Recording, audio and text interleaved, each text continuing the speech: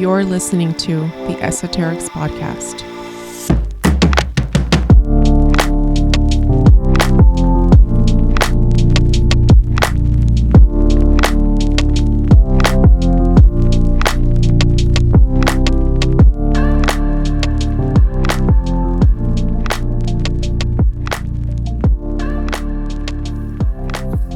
Hi everyone, this is Fioraliz.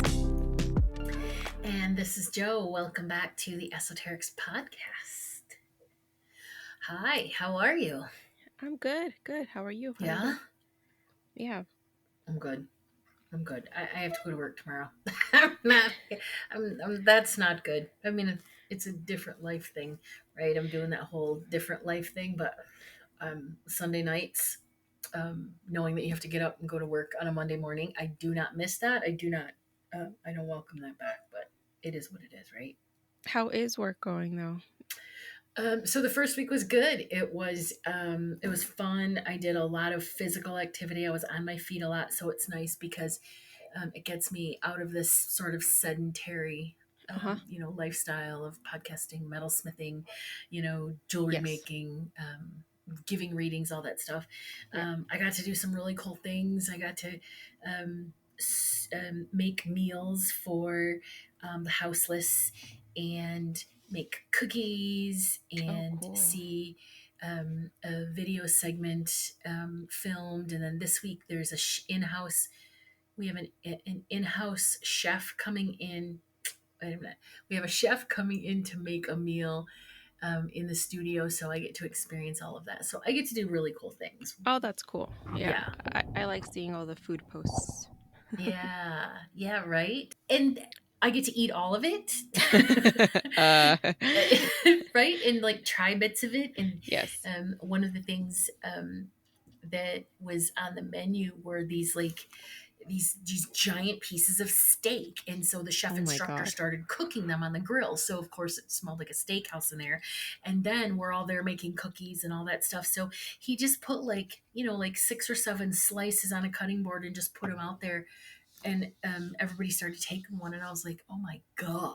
Like Oh my God. you just get little bites of all of Yeah. the different things that come out of the kitchen all day long. So Oh, well, it doesn't sound like it doesn't sound like a hard life.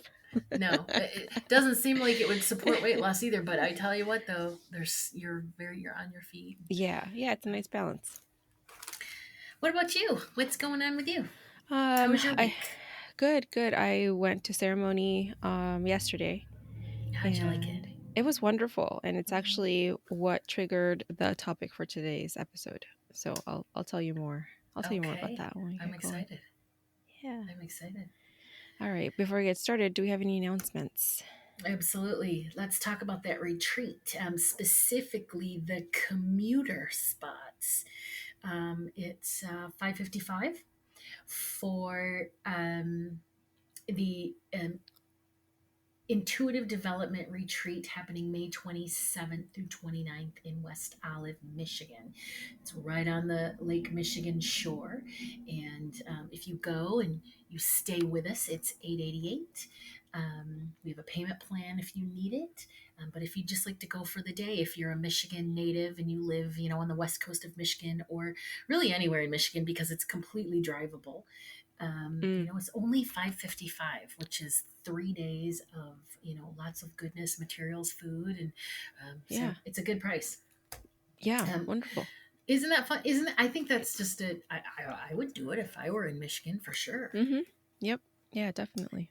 And then we also have an add-on available, which is just a small group, 6 people max, where you can get some private integration of all of the things that we've learned and talked about over the weekend with Fioraliz and I, and that's on Monday. So you get an extra night for 222, extra night. Everything's included. Awesome. Yeah.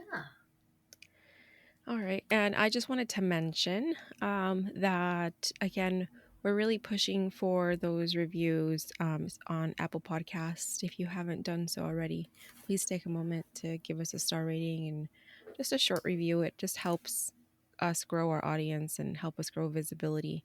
Um, you actually now have a rating system available on Spotify. I know Spotify is a little Controversial right now. controversial right now because they're just doing stupid shit. But Hmm. if you help bump us podcasts like ours, it can help remove some of that audience that goes towards the other junky stuff that's available out there. So I like that. I like that. And I mean, I'm willing to give a free reading away if somebody does a review for us. So if you're wanting one of those soul blueprint readings and you haven't booked, then give us a review, and yeah. yeah, you can be put into a drawing for a free reading. Yeah. Also, just sharing a screenshot or sharing our stories, our post on Instagram is also a great way for Hmm. you to help us out. So we appreciate all of that. And don't forget to tag us if you do share anything. What are we talking about today? Okay. So today we are talking about religious trauma. And this is something that came up for Excellent. me, yeah, during ceremony. So with ceremony, I sat with a grandfather. This is the plant medicine wachama, which is a cactus medicine. And this isn't a psychedelic. So you're not like, obviously not having any kind of hallucinations or whatever. It's actually meant to enhance your senses. And through that process, you can really kind of help to heal some of things that may be ailing you. It is also inner child healing as well. And so this is how that came up for me. So one of the things like that I did during 2020 when I was doing just a ton of my own shadow work and working through my childhood specifically, which is where I started with my shadow work because I felt like that's where I had a lot of things that I had never worked through or understood or took the time to acknowledge. Um, I had a really difficult time with Catholic school. I went to Catholic school and I freaking hated it. It Yep. was just like it was awful on so many levels as far as I was there for first grade and second grade. My I I didn't learn to speak English until I started school, and I started school with kindergarten. And in kindergarten, I went to public school. There was an ESL program, so there was an assistant in the class, so that transition wasn't so hard. But then once I got to Catholic school, they didn't have that. They didn't have ESL. They didn't have any kind of assistance or How anything. And old were you? I was like 7 years old, like six, Okay, 7 years old. Yeah, so you'd only been speaking English for what? a school Maybe. year. Yeah. Yeah, Okay. yeah. So when I got there, there was still a little bit of a language barrier. I remember seeing my report cards from back in that time, and like every time it was like, she doesn't, she needs to be more social with the other students and da da da.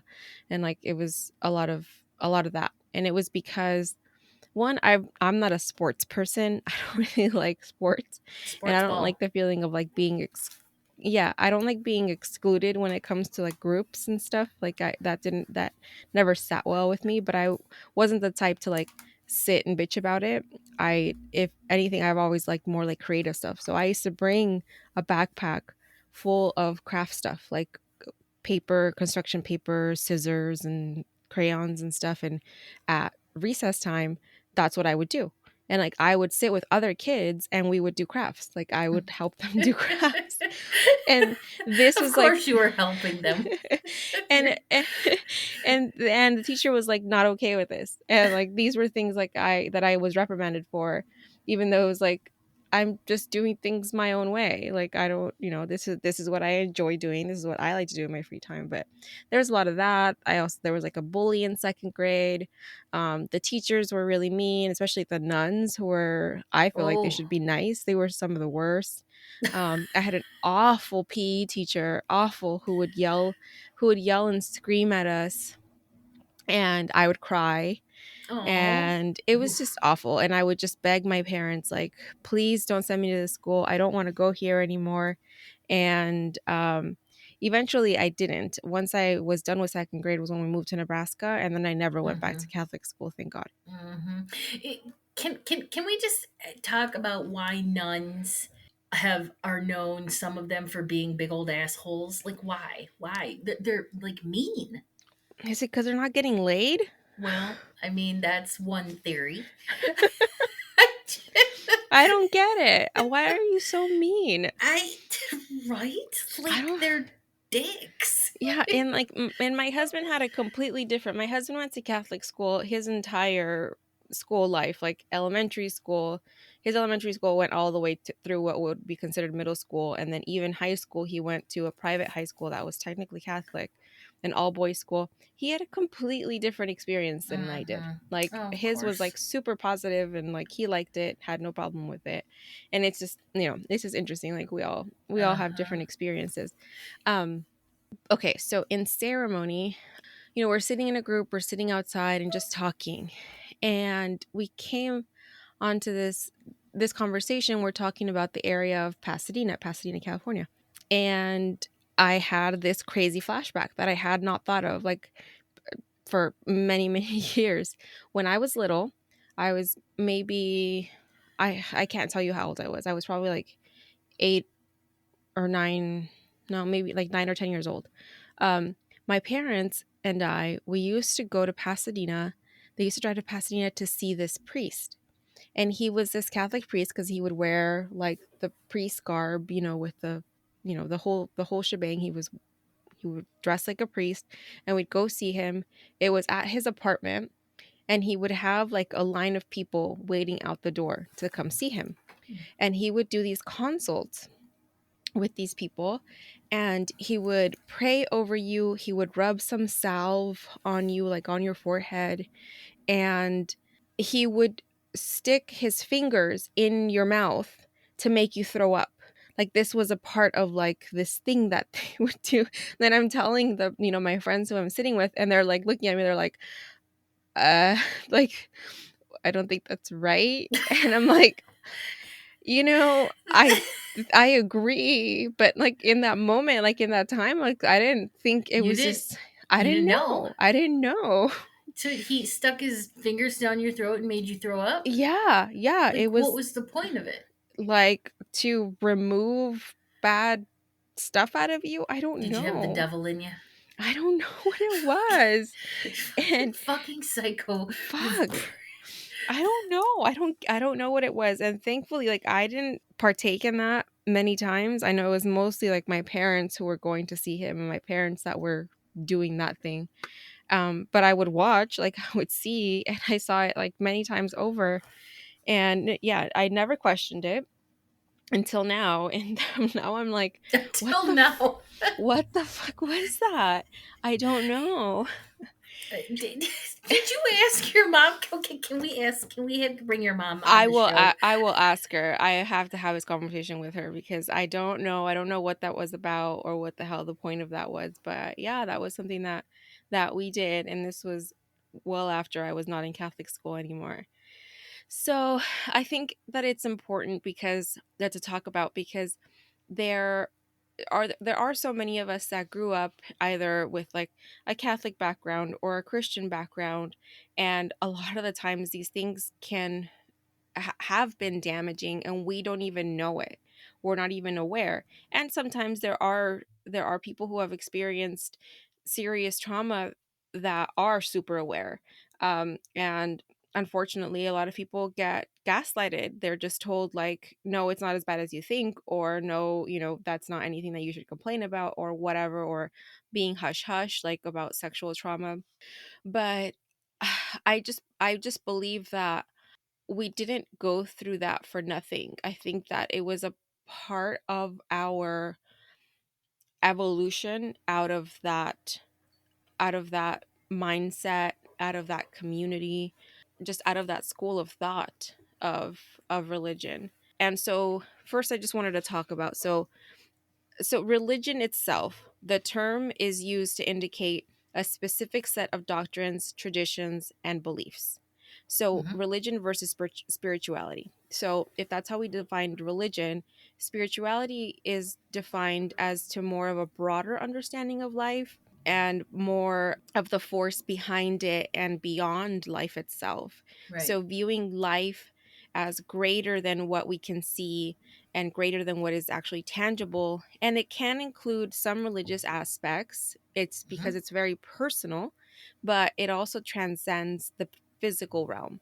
Right. And spirituality can exist in within a person who does have, like I said, some religious beliefs, but it's also meant to be experienced outside of a specific religion. So you can, Right. it's kind of like the thing of take what resonates and leave what doesn't. So Right. that's You how know, it all works. within spirituality, you often hear, and I've said this, that God has nothing to do with religion. Or, Hmm. I'm sorry, well, spirituality. Well, both, really. Really, Yeah. so, yeah. Yeah, because you can be spiritual and opt to not use the word God. You Yeah. can use the word source or the universe or just a higher power or I am, like the I am presence, Hmm. and aka your higher self. Right. So there are different ways to define that. Hmm. But there's several types of religious trauma. So I wanted to go through a little bit of that list. So researchers have examined this, and so this is actually a comprehensive list, that was brought up through research. So this is dealing with people's negative experiences of who have been in religious, so ex members of religious groups who have suffered this kind of abuse. So the first is leadership represented by God. So putting God up on some kind of pedestal, name putting it, generally it's labeled as a he, and it's made to be this like symbolic power, authority figure. Hmm. So that's one kind, is and that's again that's like a way of putting like that God is outside of yourself. Right. The other type is spiritual bullying, so manipulative behavior. So that's like saying, you can't do that because that's a sin, or you can't do that because you'll go to hell. A lot of religions are that way, where it's like, no, you can't do this because you'll go to hell, or you must do this, or else, it's there's all these punishments if you don't do quote unquote what's right. Yeah, it's the idea of, God being a vengeful, you Hmm. know, um, you know, entity who will punish if you step out of line at all, right? Uh-huh. It's that whole, yeah, Yep. vengeful, A um, vengeful God, yeah, yes. Hmm. which I have always thought was bullshit. It's like, Yeah. wait, what? What? How Yeah. does that work if he loves everybody? Why would he uh, then throw down vengeance on somebody? I that's don't the get that. that's the interesting part about religion, is how it constantly contradicts itself. It's a giant contradiction. Yeah. And the third one is acceptance via performance. So that's like, again, like being emphasized on obedience, on being an obedient Hmm. person, on doing the right thing, even when the right thing doesn't necessarily feel right, but you're doing what you're told because that's how you've been taught. The fourth is spiritual neglect. So acts of omission by leadership. So that's like sexual trauma. I Like, was just gonna say, is that like the priests and the yeah, and the little molesting? boys. Yep, Hmm. the priests that molest children. Yeah. Yeah, yeah, or priests that get girls pregnant and then force them to have abortions, and Hmm. and it's all hush hush. No one talks about it, and Hmm. yeah, all that. The fifth is a manifestation of internal states. So that's putting God outside of yourself. So it's the dissonance between one's inner and outer worlds. It's putting it outside of yourself. Wait, give me an example of that. So like the thought of confession, like how it's it's I can't be forgiven by myself, like I have to put this outside of myself. I have to talk to this priest, and then he's going to tell me what to do, and then that's how it's going to get forgiven, and this is a process. Okay, so this is one of the biggest reasons that I have beef with. I have legit beef with the Catholic religion, is because of the confessional. So basically, the confessional says you are not pure or worthy enough to talk to God directly, so you have to Hmm. talk to God through me. Only I Hmm. can talk to him, and you Hmm. have to ask for, and I get to administer your punishment, not God. Yeah. Like, oh. Yeah, and it's such bullshit. Mhm. And then the sixth and final one is expanding the external and internal tension. So so how that has to do with how it affects you psychologically or even biologically, that this I believe is more like the when you're gay, right? And you're told like, no, that's quote unquote unnatural. And it's like, that's not the definition of natural. The If a definition of human's natural doing it, is it's, that it well, let me abides just by the rephrase. laws of nature. And the laws of nature are that if you can do it, then it is therefore by definition natural. We've talked about this So before. I can't run at the speed of light because that is going against the laws of nature. Hmm. But I can, two ducks can be gay. Like, Hmm. so, and that's, that's natural. Like, no one's Hmm. conditioned to be gay. Like you just are, and that's it. So yeah, that creates that, again, internal and external tension within a person, because it's like, well, I know how I feel and I know who I feel attracted to, but then I'm told that that's wrong, and how it causes this conflict within yourself of like, I'm a sinner, I'm impure, I'm this, I'm that. And it puts you at this confusing level of feeling like you're less than or that you're not worthy.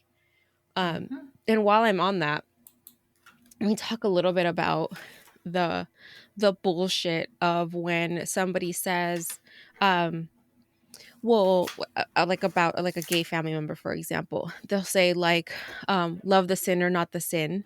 Ugh. Oh my God. It's that's such horseshit. Like, Hmm. how dare you? Like, and aren't you taught that you're not supposed to judge others, that you're supposed to leave the judgment up to God, and then yet you are judging this quote unquote sin, even though, and if we want to get it a little bit deeper into this, even though that whole idea of that people like to quote of how men should not lay with men is actually a mistranslation. And the original text was saying that men should not lay with boys, as in pedophilia is wrong. Not Hmm. anything to do with homosexuality on its basis. It's that pedophilia is wrong, which, fuck yeah, absolutely, that's wrong. Well, I am shocked that the Bible somehow got twisted to suit um, anti-gay, proponents Yes. to suit their purposes. I am Hmm. shocked. Yeah. This is Yeah. shocking. I just, it's just, isn't it supposed to be like you said? Like, isn't he supposed to be an omniscient, all powerful, and all loving? And yet he hates you because you're gay? That doesn't make any Oh, it's fucking bullshit. sense. Even the Pope says to love gay people. Don't get me started on the Pope because he's always laying down these rules. And it's like, really, Pope? That people are just all of a sudden supposed to follow your rules. Nobody's listening to you, you crazy old man. Yeah, we've given way too much power to a single person Ugh. in that way. Yeah. Um, and a couple things with all of this that I want to include in the notes. I mentioned this today during the class, on the Zoom class. If someone is interested in kind of learning more about the translation of the Bible as with just I guess I would just say as a different interpretation, but some people, a lot of us believe that it's a more accurate interpretation, especially when we're taught the idea of that God created the humans in his image, and what that means for manifesting that if you are a part of God, then you are also God, and so then you also have the power to create, and destruct. And so the original, the teachings, the lectures come from Neville Goddard, and there's just a lot of information when he talks about the God of Jerusalem and who that actually is and what that actually means and how to incorporate that into your life. And if anyone's interested in kind of deconstructing religious beliefs, but still wanting to have a relationship with the idea of God, I think that's a really good place to start.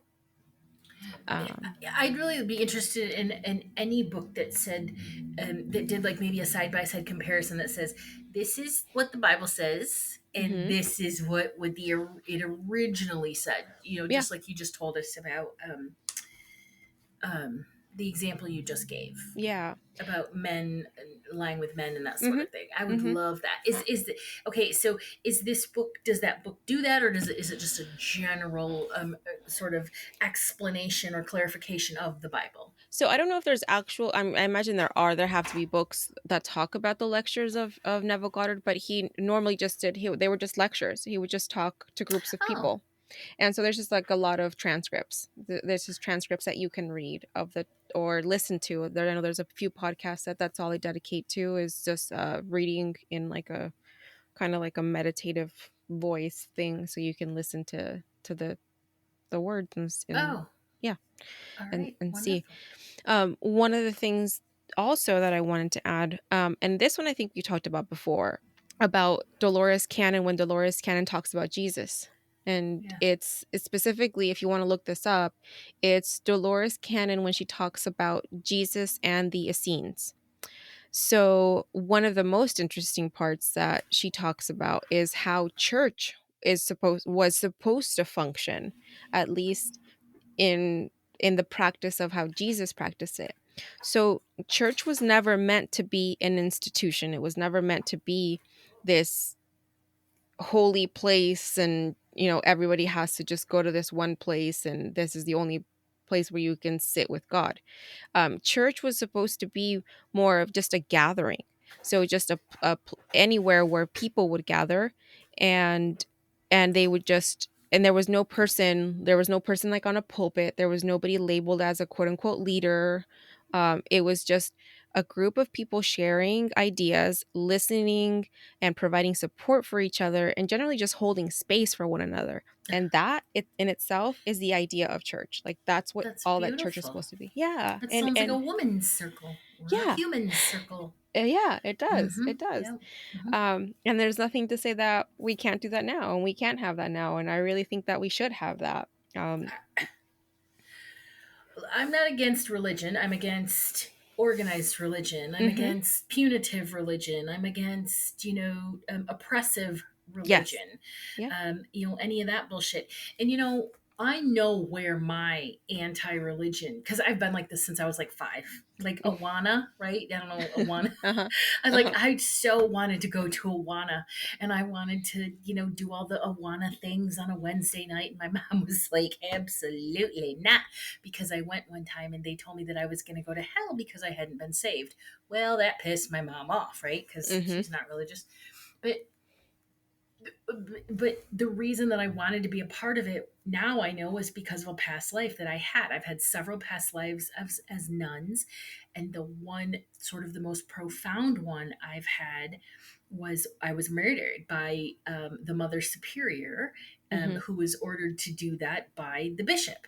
So Oh. it's a really cool sort of story. Mhm. But I mean, I have always been anti religion ever since I can remember, but specifically Catholic. Yeah. Yeah. Yep. And it's because of that religious trauma that, I mean, Spans lifetimes now. yep, really. So Yeah. it's very interesting.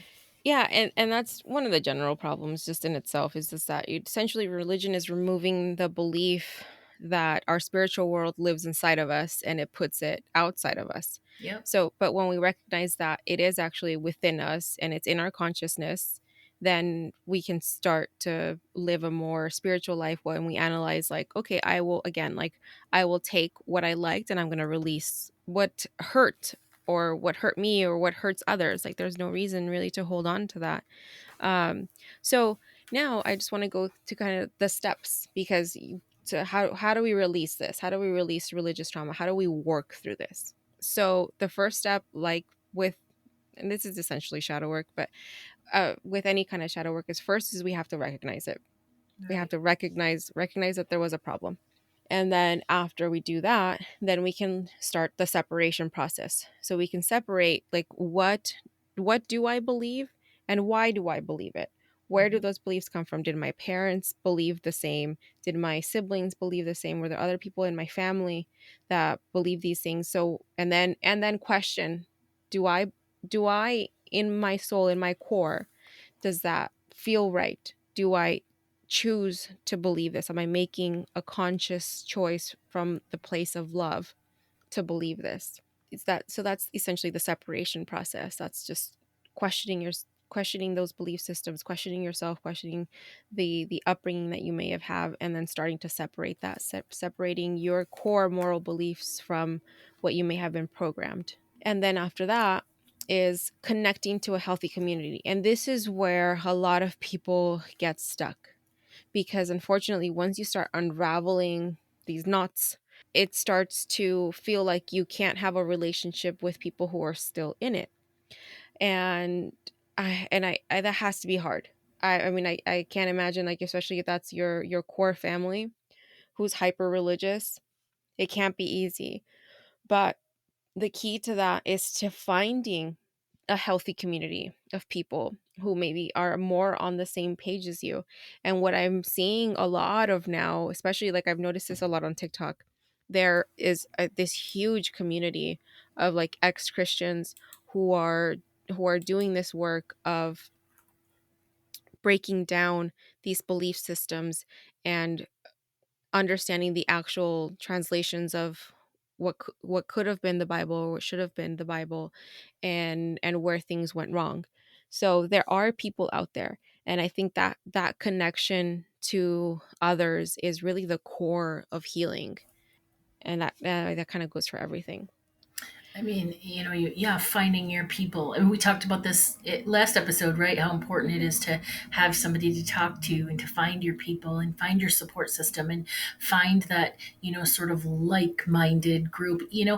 It's not about only thinking one way, but it's about, having, you know, the good, the good in you validated as well. Yes. Yeah. Yeah, I know what I've found and what I've noticed in other people who are on their own healing journey is the more you do the work as far as healing yourself and working through these things, is the more you're going to find people that resonate with you on that different level, on that yeah, more healing level, who are also on their own journeys.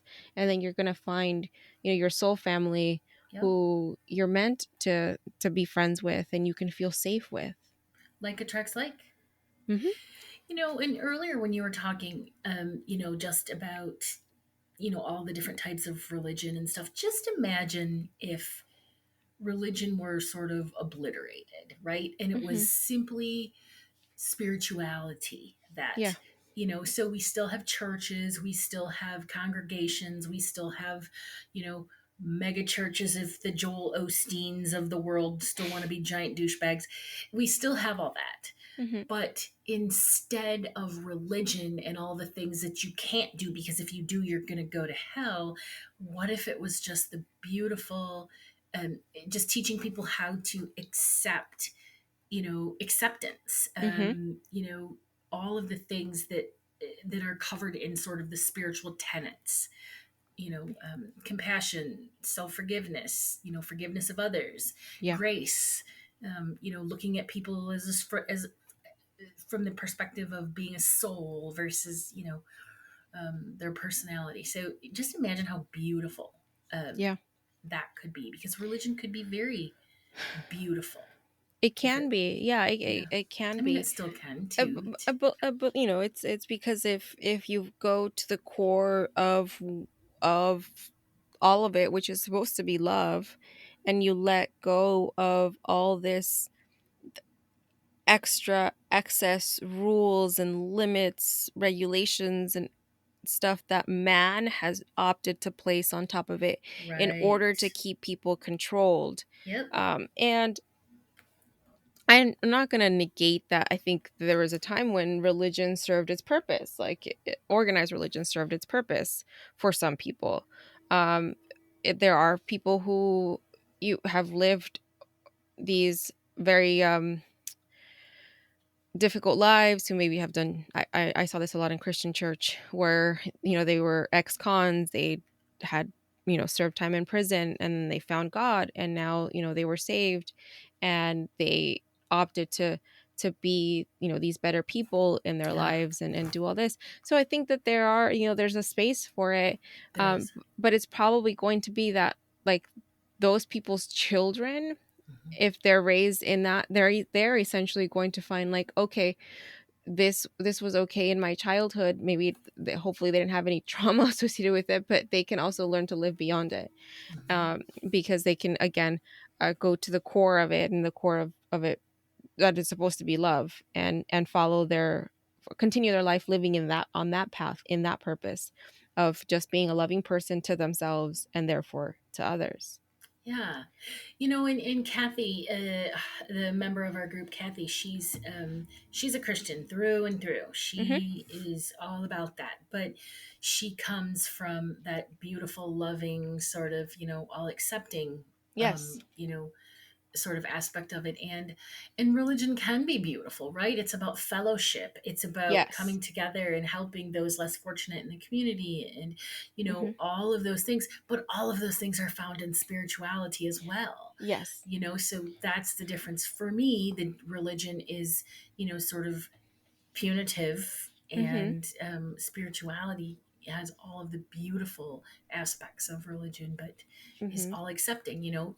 Be people that are spiritual. I'm not telling you that if you don't act, be, do, or think a certain way that you're going to go to hell, Yeah. but some elements of religion and or Christianity tell us that. So it's Hmm. like, what? How do Yeah. you don't get to take up space in my brain with that Yeah. nonsense. Yeah. And I've had a few close friends that are religious. I have a friend who is a pastor's daughter, but they they don't live in a way of going around judging people, Right. and doing all that. And if anything, like, she lives a beautiful life, and in the way of, she loves on people, and she Yeah. doesn't go around preaching to anyone. She just leads by example, and that's it. And I think it's beautiful. Hmm. Yeah, and I love her for that. So yeah, I don't think it's all completely awful, but I think a lot, like, No. again, specifically when we're talking about this, and we're talking about the trauma that some of us may Hmm. endured, it's a different story. I liken bad religion to veganism, because there are vegans that will preach to you and tell you that you're going to go to hell and all of those things. And they're just as bad as, militant Christians or Yeah, yeah, militant Lutherans or whatever. yeah. Oh, yeah. Don't get me started. Militant vegans. Don't get me started on that. Yeah, yeah. Okay. So again, so going through this process of healing religious trauma. So another step is to create the healing relationships and in your life that you need, and you do this by establishing boundaries. So Ah, this yeah. is the boundaries of, whether it's not having to tell everyone about your relationships and all the problems that you may have in it, because it's not everyone's business, or the not having that need of, oh, I have to go and confess, and then I'm forgiven, and then I'm going to go and do the same shit again later. Like, that's, so it's establishing the boundaries of, like, what am I okay with, and what am I not okay with, and what am I going to do in my life when somebody comes in and doesn't abide by my boundaries. Like, how am I going to tackle that? So that's all. um, the steps of establishing boundaries can be taxing, but it's definitely worth it in the long run. Yeah, and I think specifically establishing boundaries within a religious organization is difficult because of the nature of the hierarchy, or the hierarchy nature of it, right? Like, Hmm.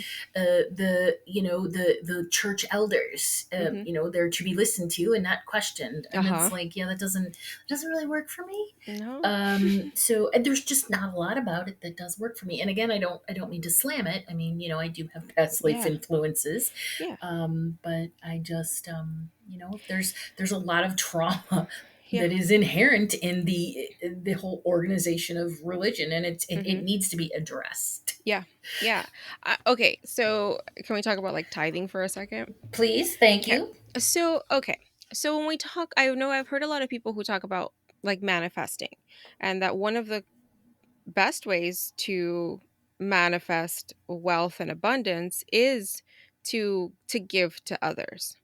But so I'm not like completely shitting on tithing, but especially like when I'm sitting in like a fucking Catholic church and I'm looking at this super gilded building and this excess of material that are going on in here, and then they're passing around these baskets of money, and it's like, well, where is this money going? Because it ain't going to Uncle Sam. Right? And it's not always going to the poor. So how about if you fucking take out the middleman? Because I'm not saying like don't share your abundance, or don't, have a practice of creating abundance in the way of sharing it with others. But what if you cut out the middleman of being church and give to people yourself? Like, you actually provide the abundance. Like, I've actually had friends who they organized this, they called it the burrito brigade, and we would all get together.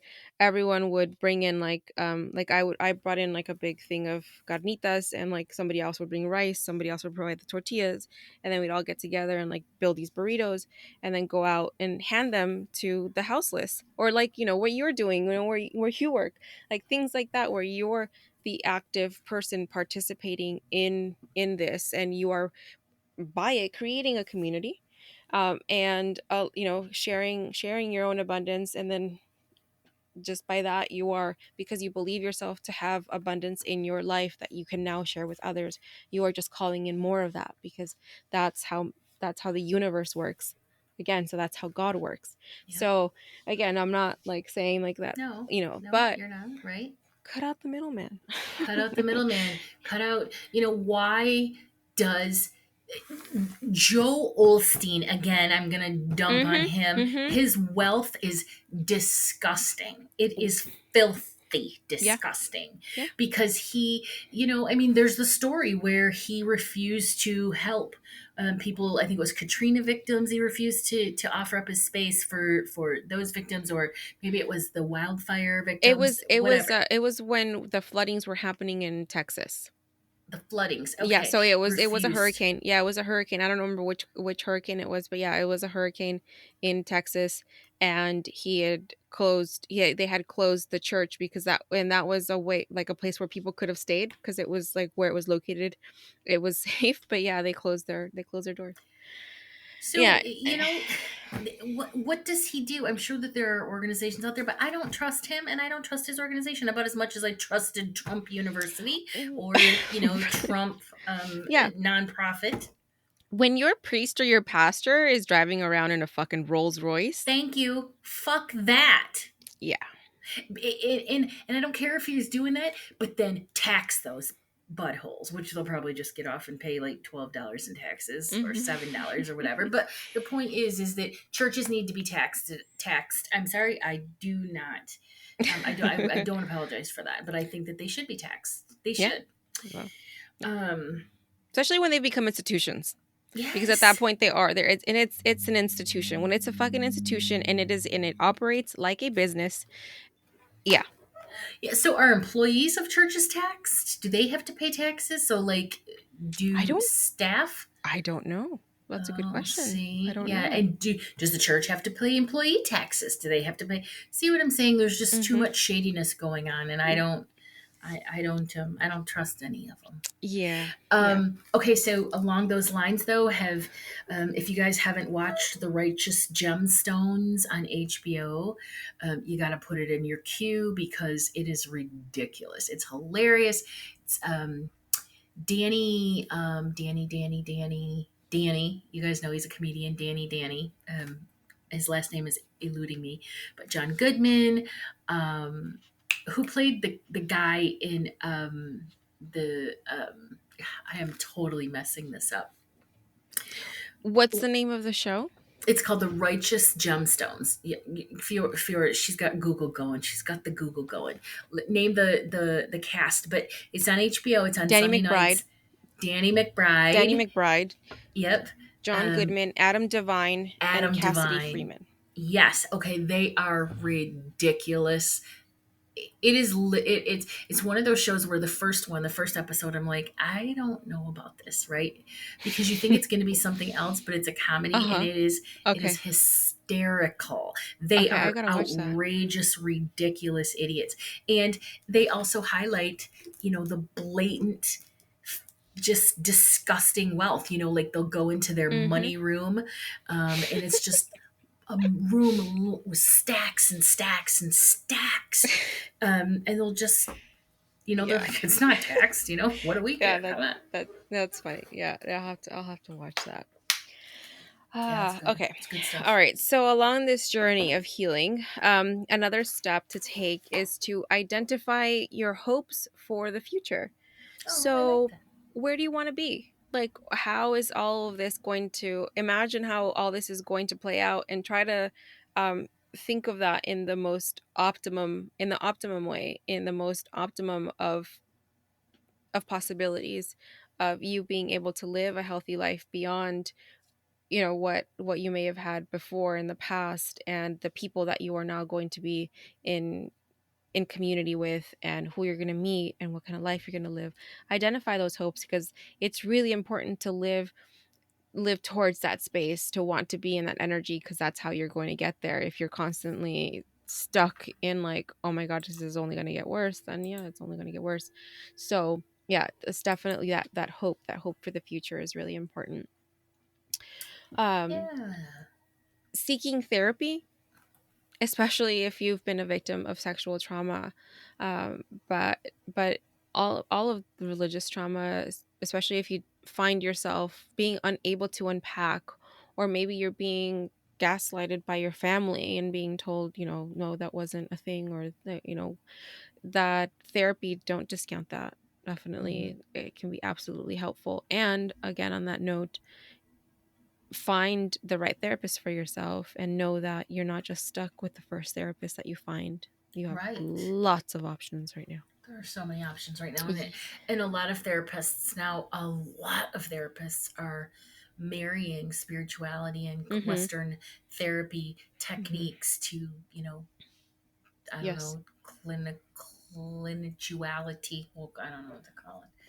Yeah. Clinician, or, Like or clinic, clinical. how can we marry clinical and spiritual therapy together? Oh, clinical Splinical spirituality. therapy. Yeah, I'm not sure, but yeah, you definitely want to find a trauma informed therapist, and that'll help you kind of unpack all of this stuff. And then finally, it's just the knowing that you are not alone. You're not No. the first person to experience this. There have been many people before you who have experienced religious trauma. And we hope that one day this will end. But for now, know that you're not alone. And then I made this post, I think it was last week. It was on my Instagram, just talking about healing in general, and that understanding that healing isn't linear. And even when healing is like untangling a bunch of wires. Mhm. And sometimes, you'll untangle a knot and you'll get like a straight line for a little bit and you'll feel good. And then you hit another knot, Mhm. and then you got to untangle that, and sometimes you feel like, oh, I already surpassed that, and then next thing you know, the shit's all fucking tangled up again, and you got to like straighten it out Mhm. again. And that's how healing really is. um but yeah, just giving yourself grace and knowing that but you're on a path and you're doing the work, and giving yourself credit for that. It's beautiful. It would definitely, it's easy for me to, be cynical about the whole idea of religion just because I was never, ever raised religious at all. Mm-hmm. But I can see how it would be difficult. It would be difficult to try to marry, like I said, the two concepts of Christianity or, religion with spirituality, especially if one teaching is, telling you the other one is wrong. And you're like, Yeah. but it doesn't feel wrong. Yeah, and I think that's the beautiful part about spirituality, is because spirituality can really help you reframe and reclaim a lot of the things that you may have learned from Yeah. religion, and put them in a more spiritual frame, and then using that to really strengthen yourself, give yourself your power, and create a more fulfilling life. Yeah, because spirituality versus religion, spirituality doesn't take away consequence.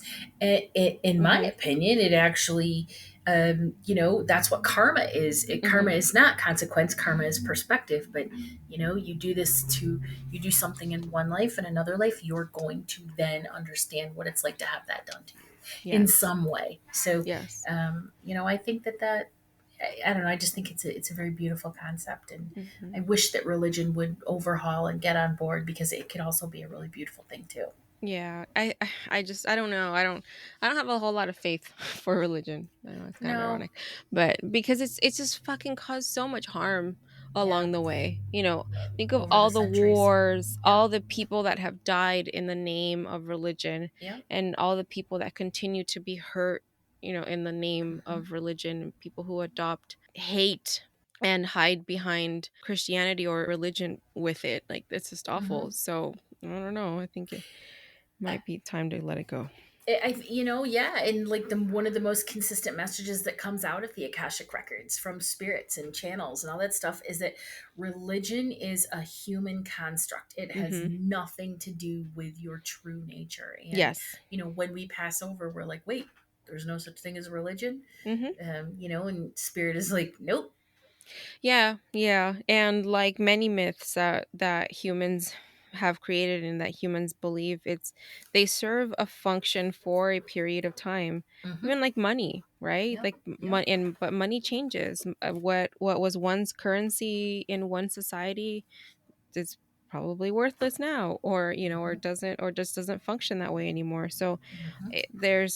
there's transitions to everything in life, especially these ideas that we created for ourselves in order to have a working and functioning society to a certain extent. But yeah, especially when it comes to the this whole um what is that, the sexual purity stuff Oh yeah. of Christianity Mm-hmm. and all of that, and the psychological damage that it can cause to people, especially Mm-hmm. for if a woman is told, you should not have sex before marriage, and you marry this man and that's it, and this person turns out to be incredibly abusive, and now you feel like you're stuck in this marriage Mm-hmm. because you have no choice, because getting divorced is a sin, because God looks down on divorce. It's like, yeah, I don't think that God wants you to be fucking unhappy. Or So, beaten, abused, yeah, or no. shamed. Yeah, I don't think that that's I don't think that any higher power that is based in love wants any kind of suffering for you. Did you watch the Game of Thrones? Are you a Game No. of Thrones watcher? Okay, so there was a scene where Cersei, who was just I believe she was the queen, Mhm. she was pulled down off her high horse, and so she was forced to walk through the streets of the city Mhm. naked, and then the nun was following behind her, and then the people were throwing food and stuff at her, but the nun was, for the entire mile or however it took, was over and over, shame, shame, shame, shame. Oh, yeah. And although this particular character deserved every damn last bit of it, I don't think that is something that, in a fictional, respect, God would ever Mhm. have condoned. He would have been like, what in the hell? What Yeah. the fresh hell is Yeah. happening? I mean, we talked about Handmaid's Tale before. I mean, Oh, same, right? Handmaid's Tale is like it's basically a warning of like what would happen if there was zeros, if we just allowed severe punitive religion to take over government and to take over people and remove our basically our free will. What would happen with, like, it's like worst case scenario. But yeah, so that's all I had on this topic, and I think that it's something that was important to talk about because I feel like a lot of us have been there. I mean, that is a really important topic. It's interesting too. So thank you. Very interesting. I just love talking about different things anyway. So Yeah. This was very interesting. And, it gave me an opportunity to bitch about religion, which any opportunity to bitch about something I don't like is, I'm always like, ooh, I'm in. All right. Okay, you have something for closing vibe today? Yeah, I do. Okay, so there's a couple things actually. Okay. I just want to talk about that Super Bowl halftime show. It Oh, was fire. So many generations, millennials, Xers, Zers, all of those are like, this is the best thing, best show ever. Okay, it was, but I thought it was hard to hear. And maybe it was just because I was watching it on my laptop as I oh, was like cooking dinner, but I thought it was hard to hear. But still, it was badass. It was like Dre, Snoop, Eminem, Mary J. fucking Blige. I mean, it was just badass. So it was cool, and I just want to shout out because by the time this airs, it'll be like a week later, yeah. and I just saw it tonight, so it was a good one. But I also want to talk about the full moon energy. We have a full moon in Leo on February 16th. That is in 3 days, which means that moon energy is already amping up. Yeah. It's So by the time this airs on Friday, we'll still be in We'll the still be in the we'll still be in energy. the energy of the full moon. Yep, 3 days before and 3 days after. The themes of this full moon, I got this from Cosmic RX. So this is a little bit of Cosmic and a little bit of me. Um, Purpose, creativity, and playfulness. So basically, this full moon in Leo is going to bring in the energy that's going to support curiosity and hope. And so, within that energy, it's a really good time to dream and plan and look toward the horizon for new possibilities, all that good stuff. New possibilities are huge. So also to rediscover your joy. January was really hard. We talked about that last week. I was not a fan of January, but now it's a time to just relax and play and enjoy and just be in the moment. Enjoy. It's very much needed. There's lots more energy coming. In the coming months. But right now, just enjoy it. Take a little break. Um, this energy also supports us in getting in touch with what we love and why we love it. And what I love about that is that when we know what lights us the fuck up, then we have clarity about what we want to experience and what sort of builds our happiness. So that's really, really important. So really get in touch with what you love and why you love it, so that you can call in more of those things that light you up. That's beautiful. I love that. Yeah, isn't that beautiful? Yes, absolutely. I guess to sum it all up, because it is a full moon in Leo, just imagine, striding through this month like that badass lioness, moving into your next chapter. Think of the lion. She strides with purpose. She knows what she's zeroed in on her focus, whether it's prey or she's going to play or whatever. Lions have very intense stare, and they go after what they want and they do it with all the confidence. And so this is a month to do that. Awesome. Yeah. I'm excited. I'm ready for this. I am ready too. for this energy. Yeah, like the next chapter. Yeah, so that's what I got. Perfect. You guys, know where you can find us. You can find us on all the socials under Esoterics Podcast. And please join our Facebook community, the Esoterics community. And there's all sorts of cool things. We have classes and workshops, events and courses, intuitive development tips, card pulls, meditations, which I haven't done in a while, but I'm going to keep saying it because maybe it'll, push me into action. Yes. All sorts of stuff. Yeah. So. Thank you guys for sharing space with us today. Stay mystical, magical, and ready to do it again next week. Bye, guys. Bye.